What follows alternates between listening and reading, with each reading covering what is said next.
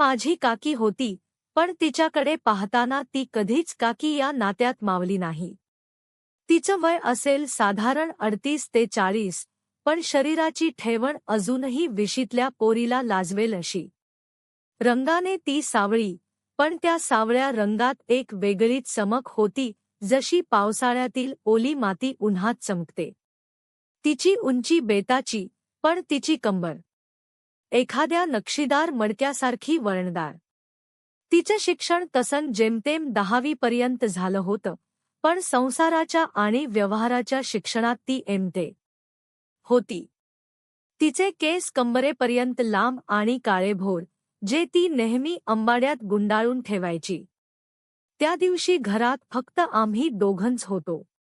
बाबा बाजारात गेले होते आणि आई माहेरी. बाहेर रणरणत ऊन होतं आणि घरात एक प्रकारची शांतता. "अरे बापू, उठ की आता किती झोपतोस? चल, शेतावर चक्कर मारून येऊ. तिथे मका काढायचा राहिलाय," काकीने हाक मारली. मी आळस देत उठलो. तिने साडीचा पदर कंबरेला खोचला होता, ज्यामुळे तिच्या कमरेचा तो वळणदार आकार अधिकच उठून दिसत होता. आम्ही शेताकडे निघालो. रस्ता निर्मनुष्य होता. चालताना तिच्या पायातल्या जोडव्यांचा छुमछुम आवाज त्या शांततेत वेगळीच धडधड निर्माण करत होता. शेतावर पोहोचलो तेव्हा तिथे कुणीच नव्हतं. फक्त वायाने डुलणारी मका आणि पक्ष्यांचा किलबिलाट.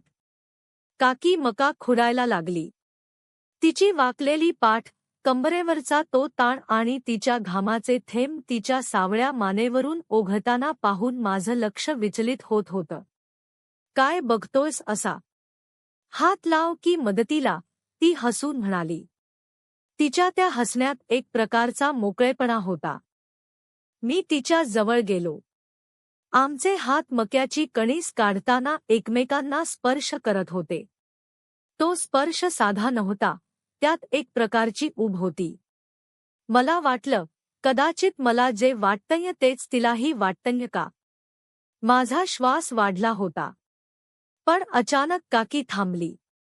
तिने सरळ उभं राहून माझ्या डोळ्यात बघितलं.